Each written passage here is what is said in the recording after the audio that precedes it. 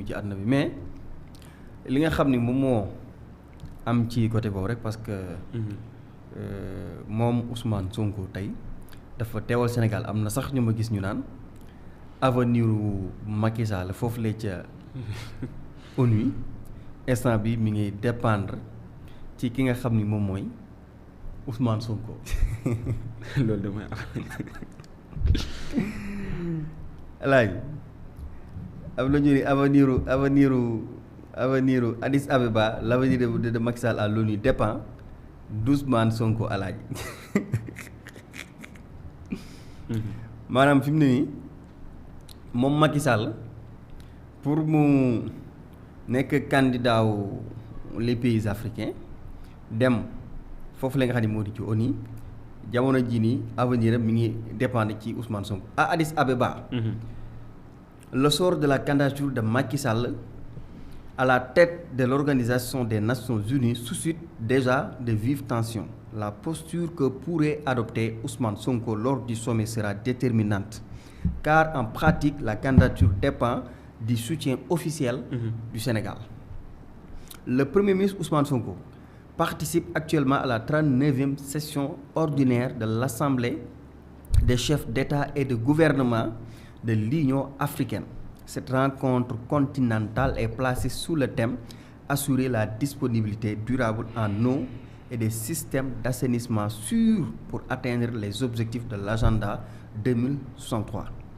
En marge de ce sommet, la question de la succession d'Antonio Guterres à la tête de l'ONU concentre les débats. L'Afrique est appelée à se positionner sur une candidature unique.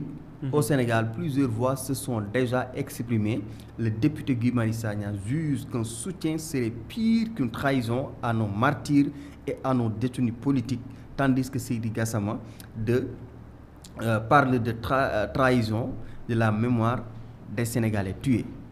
À l'inverse, Kidi Bougar Diouf avait affiché le soutien de son parti UPS à la candidature de Macky Sall,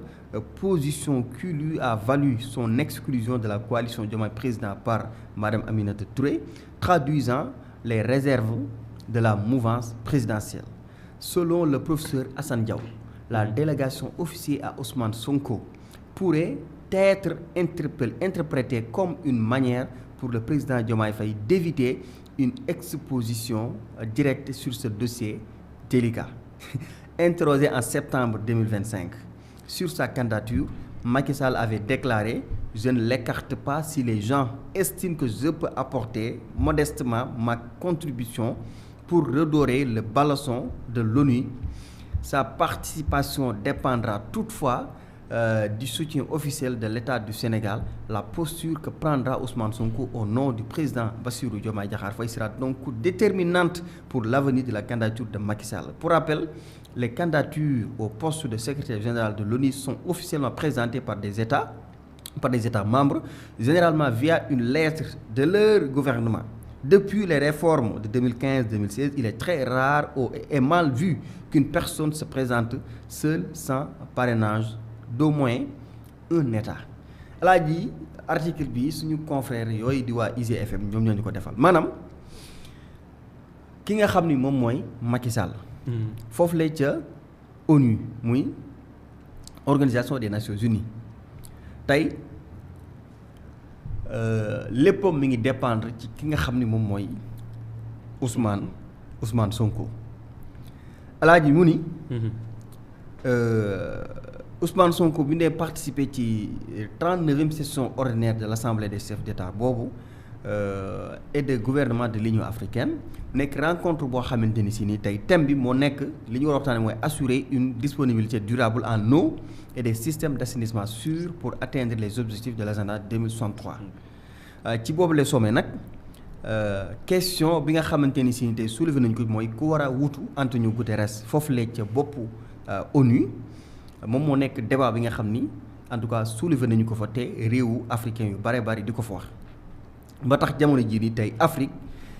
dafa war a nekk ci ginnaaw benn candidat cundum te instant bii ki ñu gis ni daal moo gën a positionné wu les autres pays africains nag laa wax jàpp nañ ni mooy Macky Sall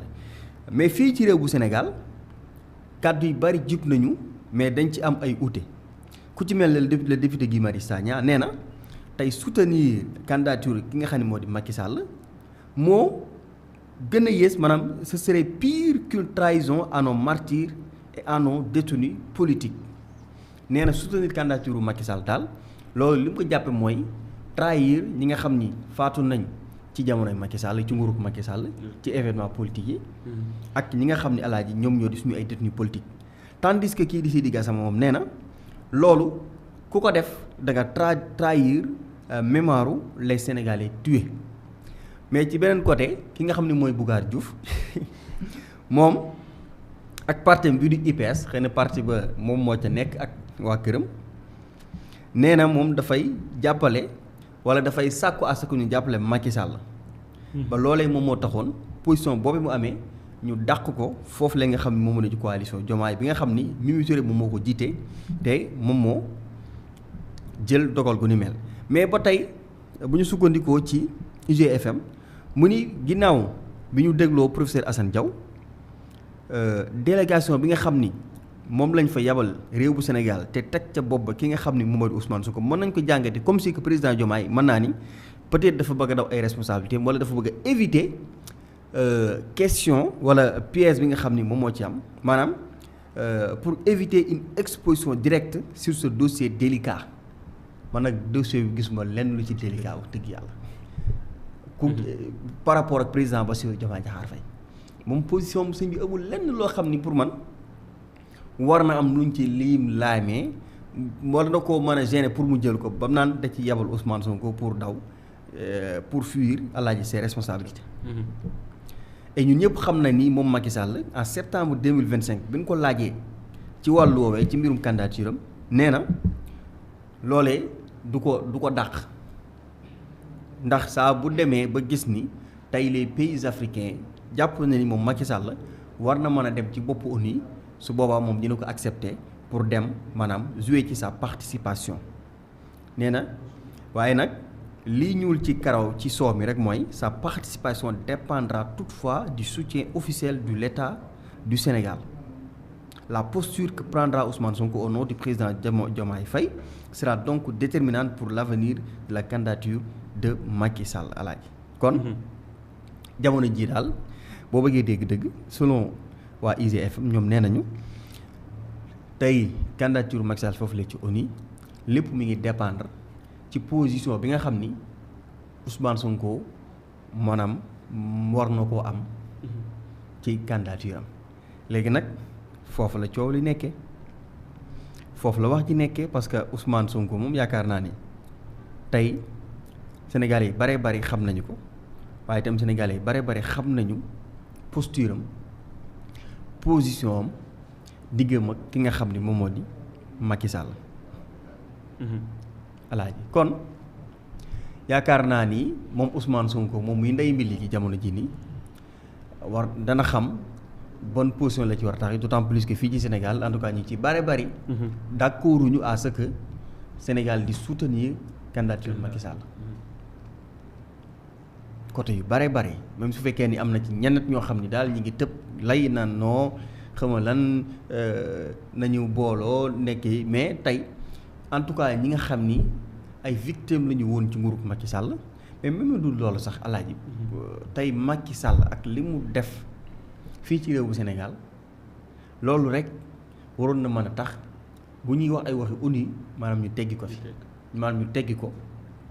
te dem xooli keneen mais malheureusement Afrique moom alaaji moo nekk continent boo xamante ni si nii en tout cas mooy continent boo xam ni des fois doo sax comprendre. mais ndax jàppoo ne tamit di premier ministre man faa joxe position bu leer. mais man li may wax ci foofu rek. parce que yëf yi bi ñu koy yëkkatee. la Guy Marius Sagna bind wax ci position bi mu ci amee. ñu gis ci Ben Taleb Sow. nga xam ni alaaji pendant tout ce temps li fi xew yëpp Ben Taleb noppi na ci ba ñu wax nii Ben Taleb ñi tëpp ñi lay naan xel xalaatee su aussi Bougar Diouf waxaat lu li mel Mimi Touré dànkaafu ko mu tenir conférence de presse Mimi Touré daa ko ci coalition Diomaye bi loolu ça veut dire beaucoup de choses mooy que ni man li ma gëm te jàpp ko mooy que ni man gëm naa ni président Diomaye parewul pour soutenir candidature Macky Sall. Ah oui alaaji ay boroomi xel lañ nag. benn Taleb Sow li fi xew lépp li fi jaar lépp mu maye bii patt bi déggoo ko gisoo ko ñu bari demoon sama jàpp dafa feebar wala boo ko dal. Guy Marius Sagna commenté dankaafu président Diomaye mu dem commenté ni ko loolu xel xalaatee su ko. Mimi Touré Bougar Diouf annoncé lu ni mel ñu exclure ko ci ci coalition Diomaye président ba pare mu jël Ousmane Sonko yabal ko. man ci laa ni instant bi man wax dëgg yàlla jàpp naa ni posture Diomaye Faye mooy bañ a soutenir Macky Sall man loolu laa jàpp loolu laa gëm jusqu'à preuve du contraire nag. parce que boo xoolee fee yi ni mu demee nii alaaji boo xoolee parce que man toujours li may wax man booy wax da ngay wax ci ay fee. mais boo xoolee fee yi ni mu demee nii rek alaaji parce que man li ma wér te wóor mooy Mimi Touré bi nga xam ni bi muy teg coalition bi c'était pour maanaam bi mu koy teg ci lenn rek la sukkandiku pour teg ko mooy président Diomaye moo yore décret beeg poste bi kon mënta xam loolu ba pare di waaxu président Diomaye te olof dafay am lu ñuy faral di wax ni paaka kenn du ko jiitu ci mbaram moo tax ma jàpp ni xëy na le fait que mu amee posture bi amee position bii nii dama jàpp ni xëy na am na lu ko leer ci ni président Diomaye parewul pour soutenir candidature Macky Sall le fait que mu am sañ-sañ nga am posture bi publiquement dem ba ci dàq Bougar Diouf benn Taleb Sow dikk du ñu wax li man dama jàpp ni xëy na ñu am nañ lu leen leer ci ni président Diomaye parewul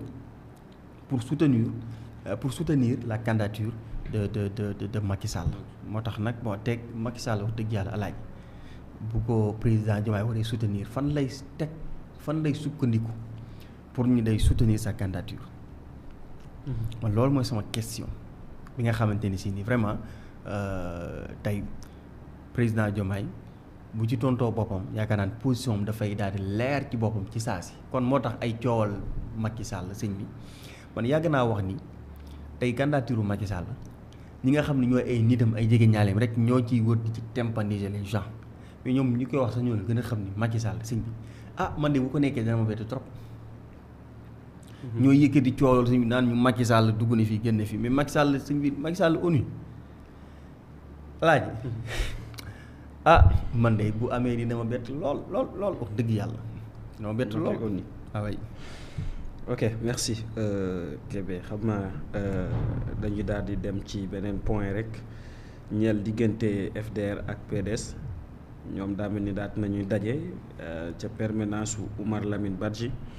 ngir nag daal di xool naka la ñuy àndee ba xeex li nga xamante ni jamono ji moo di crise économique bi nga xamante ni ñoom daal nañ koy xamle ak tension institutionnelle daraam ba nga xamante ni moo xew foofu ca UCAD. ñoom daal dañoo bëgg a booloo ñoom opposition bi muy FDR ak PDS ngir nag daal di taxaw xeex lii lee nga xamante ni ñoom jàpp nañ ne jamono ji mu ngi xew ci Sénégal.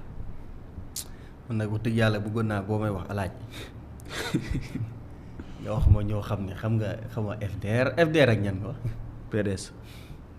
xam FDR PDS. voilà ñoom crise bu ñu nekk tey ñoom ñoo ñu ko yóbbee ba pare ñu naan dañuy taxaw di xeex ban crise la ñuy xeex. ñoom lu fa xew ñoom ñoo ñu ko yóbbee di ñoom ñu suñu taxaw tey naan dañuy xeex xabu je ne sais pas crise ak crise quoi. crise économique.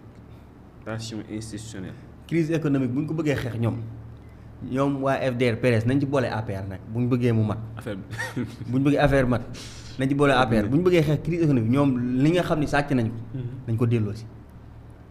léegi ñu génn ci crise bi ñu nekk waa FDR PDS. APR du FDR da bokkoon wala bokkuñu ci. FDR PDS. APR. bu ñu bëggee génn bu dee nee nañ crise économique dafay am. ñu bëgg Sénégal génn ci. Amadou Ba jot naa waxtaan ak FDR. waaw ñoom li ñu sàccoon. li ñu sàcc ci gafak ak état bi. te ñun ñu moom ko. nañ ko delloo si rek yi fi rek law. crise économique kese li ñu sàcc ñoom bu ñu ko delloo si rek sëñ bi. kenn dootu fi wax crise économique. kon ñoom bu ñu toogee tey jii xam nga yow déjà ñoom politiquement existé tuñ kenn xamu leen kenn déggu leen fenn tojuñu fenn ñi ngi def seen activité te kenn xamul ni sax ndax ni ñii ñi ngi def seen activité alaaj tey ñu génn fii naan ñu nu mu tuddati